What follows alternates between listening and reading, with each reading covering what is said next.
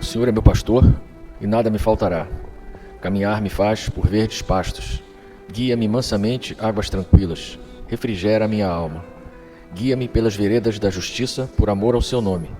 Ainda que eu caminhasse pelo vale da sombra da morte, eu não temeria mal algum, porque tu estás comigo. A tua vara e o teu cajado me consolam. Preparas uma mesa perante mim, na presença dos meus inimigos. Unge a minha cabeça com óleo e meu cálice transborda. Certamente que a bondade e a misericórdia me seguirão todos os dias de minha vida, e eu habitarei a casa do Senhor por longos dias. O Senhor é meu pastor e nada me faltará. Pai nosso que estás no céu, santificado seja o vosso nome. Venha a nós o vosso reino. Seja feita a vossa vontade, assim na terra como no céu. O pão nosso de cada dia nos dai hoje. Perdoai as nossas ofensas, assim como nós perdoamos a quem nos tem ofendido. Não nos deixeis cair em tentação, mas livrai-nos do mal. Ave Maria, cheia de graça, o Senhor é convosco. Bendita sois vós entre as mulheres. Bendito é o fruto do vosso ventre, Jesus. Santa Maria, Mãe de Jesus, rogai a Deus por nós, pecadores, agora e na hora de nossa morte. Amém. Senhor da vida, estamos aqui mais uma vez reunidos em Teu nome, elevando as nossas preces, as nossas súplicas, buscando elevar a nossa frequência vibratória para que possamos entrar na sintonia dos guias e mentores espirituais que mais uma vez nos recebem nessa casa.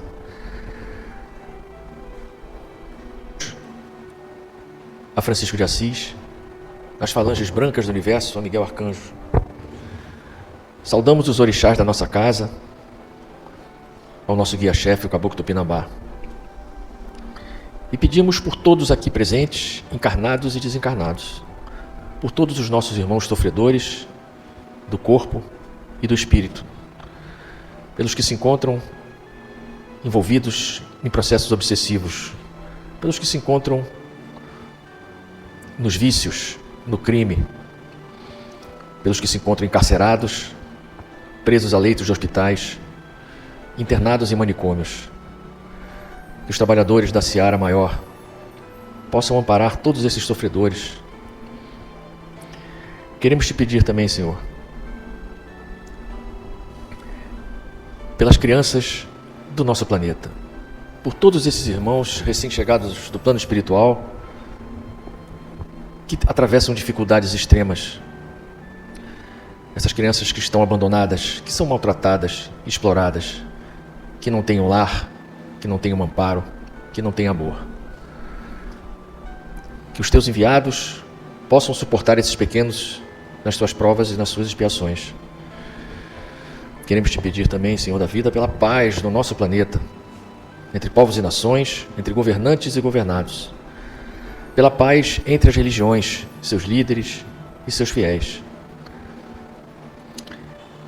Que os líderes políticos e religiosos do nosso planeta possam receber o chamado da centelha divina que habita todos nós e que possam entender que somos todos irmãos, somos todos filhos do mesmo Pai, estamos todos aqui nesse planeta em busca de aprendizado e de redenção.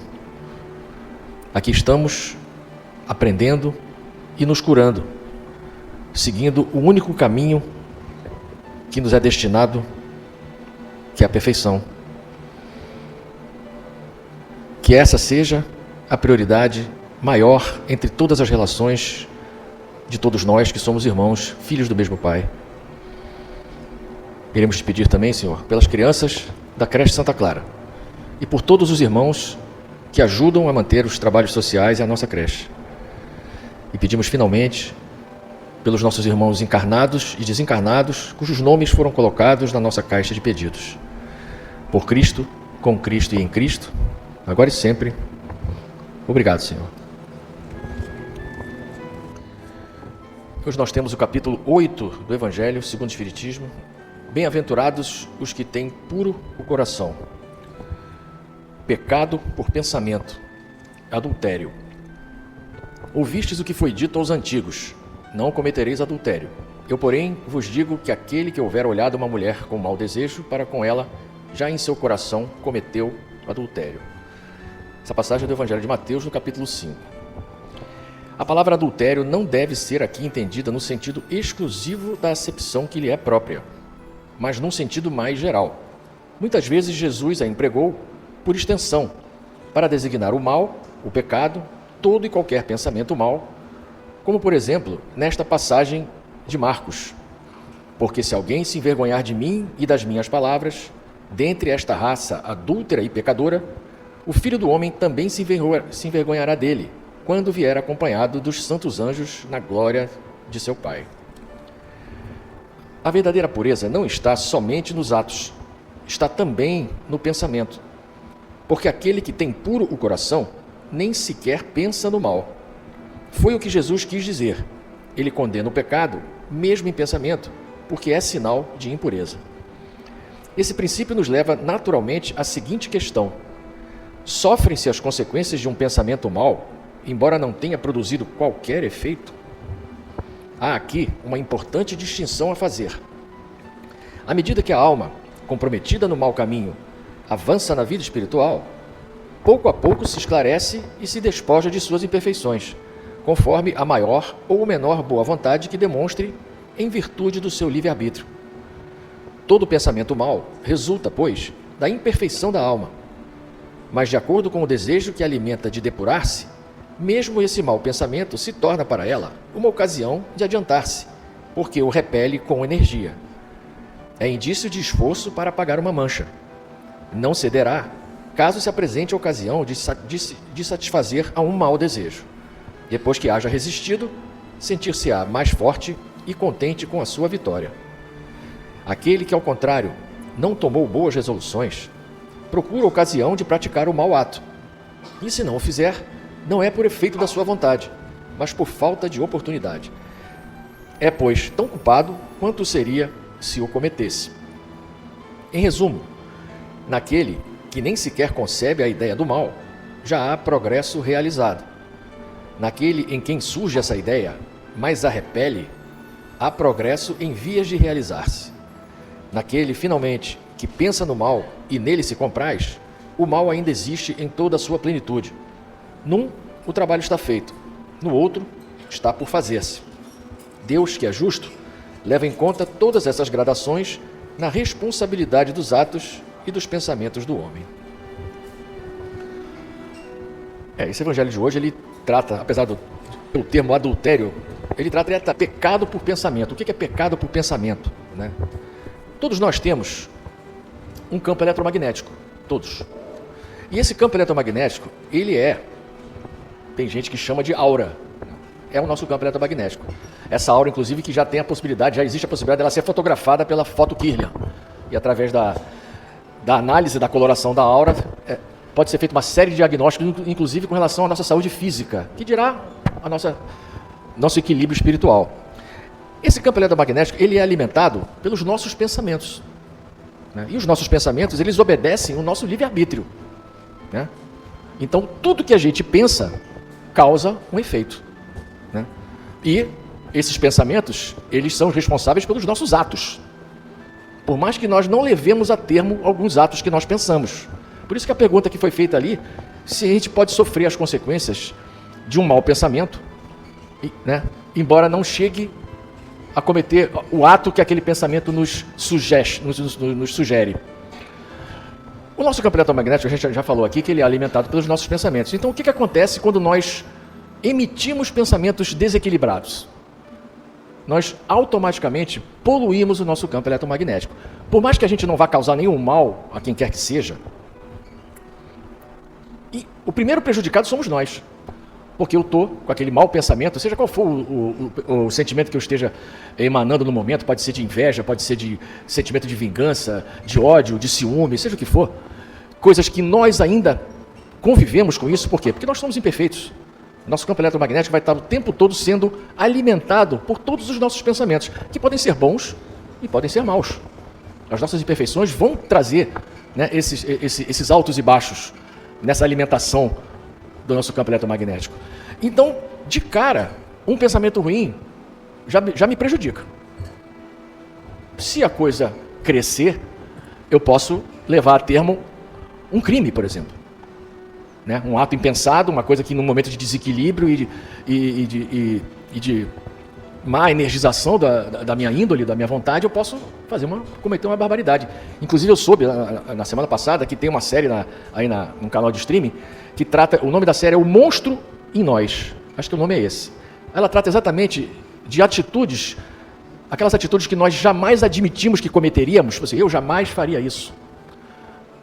Mas em algumas situações a gente pode fazer. Né? Porque nós temos, no nosso passado espiritual, nós temos todas as nossas reminiscências, tudo que a gente viveu nas nossas encarnações passadas, isso está tudo lá guardado no nosso banco de memória, que é o nosso perispírito. E algum desses instintos podem ainda não estar totalmente, vamos dizer assim, sedimentados. Então eu posso ter em algum momento uma reminiscência, uns 5 minutos ali, e diante de uma situação de conflito ou desequilíbrio, eu posso cometer um ato totalmente impensado que eu jamais, em sã consciência, pensei que cometeria. Então, quando a gente analisa essa questão do prejuízo que se pode ter com o mau pensamento, a gente volta numa passagem, né, na verdade, numa recomendação que o Cristo faz para nós, que é o orai e vigiai. O que é o orai e vigiai? O orai e vigiai é eu policiar os meus pensamentos para que eles não me causem negatividades. O Evangelho é muito claro quando fala aquela pessoa que pensa numa coisa, mas ela luta contra aquilo. Né? Ela não chegou a levar adiante aquele mau pensamento. Tem pessoas que produzem aquele pensamento ruim e procuram levar a termo o que aquele pensamento ruim está sugerindo. Né? E tem pessoas que não têm o menor conflito. Ele falou aqui, tem pessoas que já estão em vias de se reformar. Né? E outras ainda não têm essa condição, essa força para resistir, né, a esses maus pensamentos. E como o campo eletromagnético está o tempo todo transmitindo e captando energia, a gente vai estar o tempo todo sintonizando com energias equivalentes às nossas. Por isso que o nosso campo eletromagnético, ele não é, no nosso atual estágio evolutivo, ele não é uma coisa linear. Nós temos os nossos altos e baixos. Daí a necessidade do orar e vigiar. Então o que nós precisamos fazer? Né? É aproveitar os nossos momentos de serenidade, né? E reafirmar essas boas resoluções, né?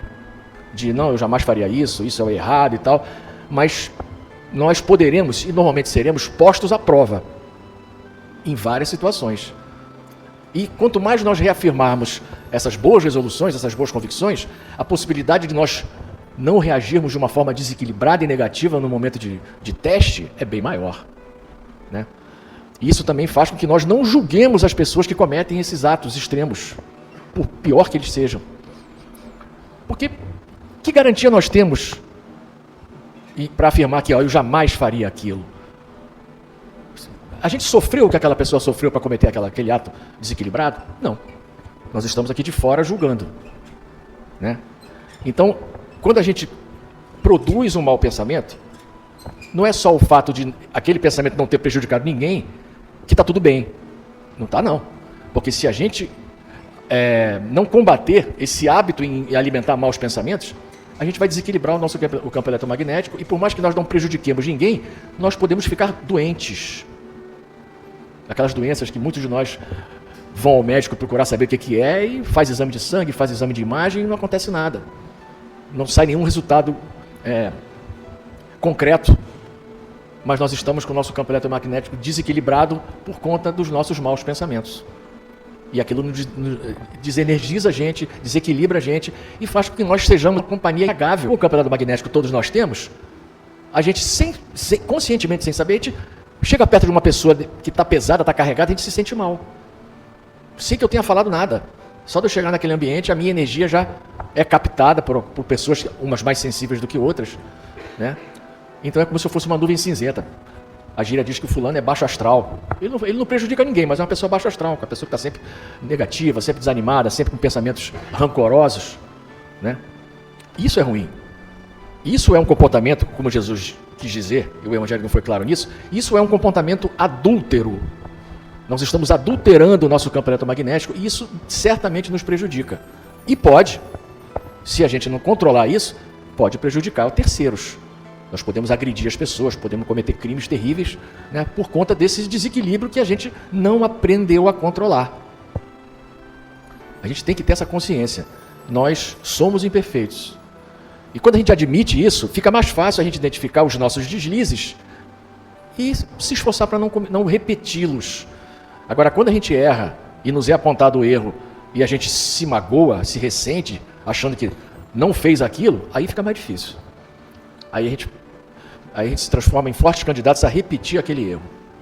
Algumas vezes. Agora nós temos a humildade de admitir, não, realmente você tem razão, não devia ter agido daquela forma. Tudo bem, eu vou tentar não repetir isso. Isso é humildade. É a humildade que a gente precisa para reconhecer que nós somos imperfeitos. Que nós ainda vamos errar muito. Mas não erraremos para sempre. Nós somos espíritos em evolução.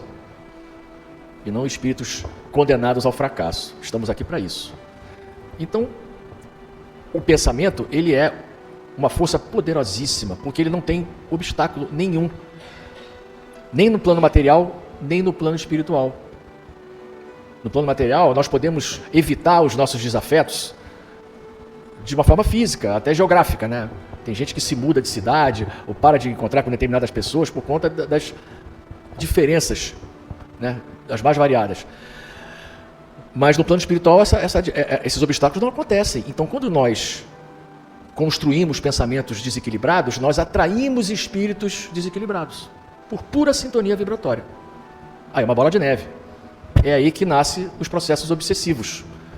Por isso que o orar e vigiar é importante, porque se eu combato, se eu me esforço em ter pensamentos equilibrados, eu automaticamente me livro da interferência dos espíritos negativos. Que vão me buscar, não porque eles querem que são desafetos de outras encarnações, simplesmente porque a frequência vibratória é a mesma. O campo já diz, campo eletromagnético, ele atrai o igual. Então, se eu estou emanando uma frequência X, um espírito de frequência X vai se aproximar de mim, vai ser atraído pelo meu magnetismo. E dependendo do que eu esteja pensando, se for igual aos seios dele, ele vai chegar, vai nessa mesmo.